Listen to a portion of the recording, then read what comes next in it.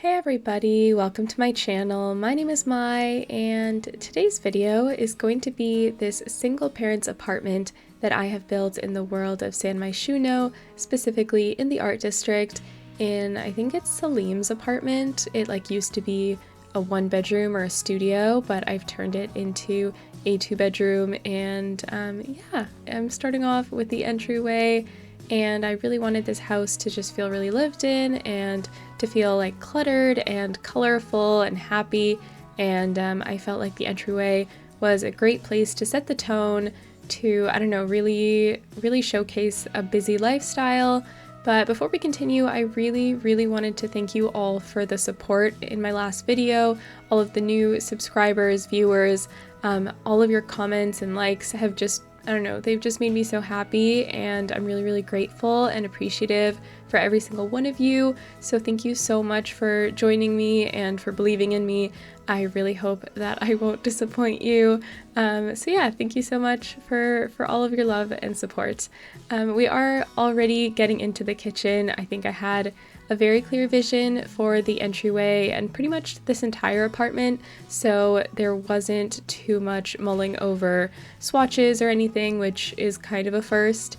And yeah, this kitchen is pretty small. It's just this galley kitchen across this wall, and yeah, there's not too much counter space, so I was trying to fix it.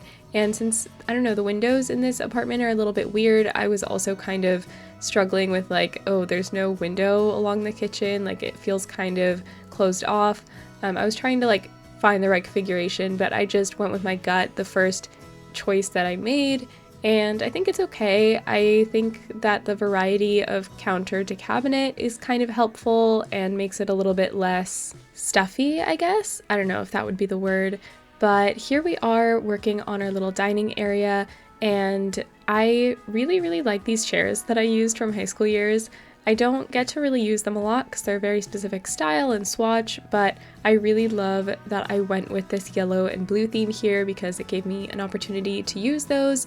And I don't know, I don't know if I go into builds with a very specific color swatch in mind very often, so it was kind of refreshing to do it here because it made it a little bit easier to, I don't know, pick items and pick swatches.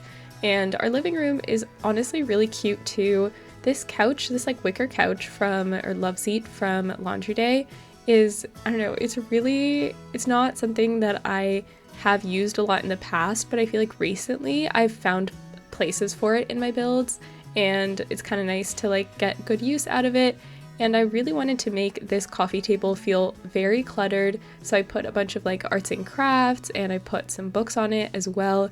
Here I just found the like high school years books. I think they're from high school years, but I really wanted the ones from base game, so I like spent a very long time looking for them. I couldn't, so I thought, okay, I'll just go with those. But right after I placed them, I found the base game ones finally, and yeah, I really like that element of making things feel lived in, especially for like a family apartment. The more clutter, the better, I think, in that case, unless you have like parents that are very anti-clutter, and I don't know, I didn't grow up like that, so that's very foreign to me. But over here behind the dining area, the wall is very blank, and the lack of light just made it feel so dead, which I really hated. So I was trying to find maybe like a tile that I could put kind of to stretch behind the kitchen and then over as a feature wall in the dining room, but I couldn't really find anything that worked. And I know that I could have added like a window because you can edit windows now, but it just felt, I don't know, I don't like doing that too often because I like it when the outside like matches. But instead I create like a really cool gallery wall because I use this, I think it's from Decor to the Max. So I use this kind of pre-made gallery wall from Decor to the Max, and I end up using that as kind of a base to add a whole bunch of other things and make it, I don't know, just a really cool, much larger gallery wall, a little bit more custom. And I'm just trying to figure out the configuration right now. I know that I want to use these items, I just don't know how or where. But yeah, I end up finding things that I feel like I'm going to use again in the future that I just like now know work really nicely with this space.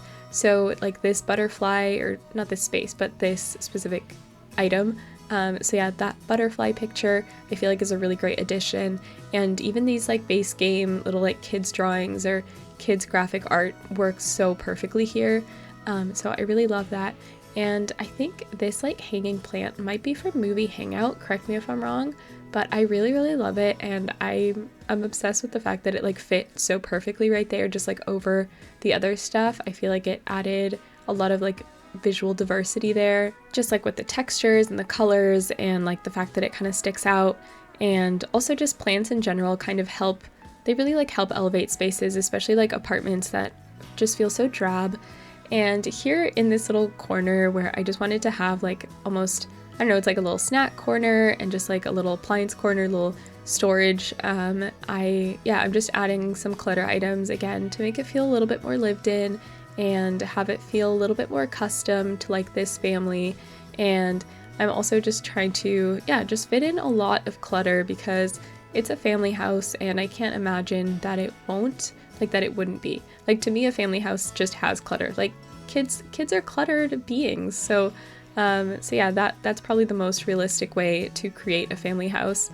And I mean, those plants in the corner over there probably get no light and should be dead, but I mean, it's The Sims, so it's fine, and it kind of helps like bring a little bit more life into that corner. But in real life, do not place your plants in a very dark corner as far away from any window as possible. And I really like those pans. I feel like they're base game, but I really love them hanging over the stove like that. I feel like they also add a little bit more color there. And we are working on the primary bedroom, and in this primary bedroom we have our like big parents' bed, and then we also have a little crib for an infant. You can change that into a toddler bed, you can change that into a bassinet, but I kind of just really like it because, well, it really pushes like, I don't know, the family apartment kind of like, I don't know, a large family stuck in a smaller apartment that I was trying to, like, that's kind of the vibe I was going for. But I also just really like the colors in that crib and the like little purple element that they added, because if not, I probably wouldn't have added purple naturally to this room. So it looks really cute. And we also have a little dresser, a little armchair, and a desk area.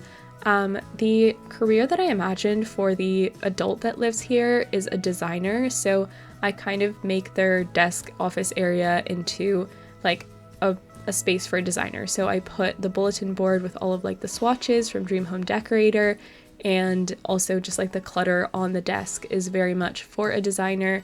So I don't know, I really like it. It's probably a very hard task to be working from home, especially if you have like the infant in your room. So I don't think they work from home too often, but it's probably like, I don't know, they pick the kids up from school and they have to finish some stuff. So they like come here and they work. And I don't know, it's really cute, and I don't know, it's right next to the door, so if the other kids are in the living room, they can just have the door open and they can keep an eye on them. So that's really cute. And of course I took the opportunity to use a Cozy Bistro chair because I love the Cozy Bistro kit so much, which I really wasn't expecting when it first came out, but I do, and I feel like I use the items quite a bit now. But here, because I decided that they were going to be a designer, I also decided to place those base game like architectural kind of drawings, just to really push that narrative. And I'm so sorry if you end up playing in this and you aren't a designer, because this is very much designed for a designer.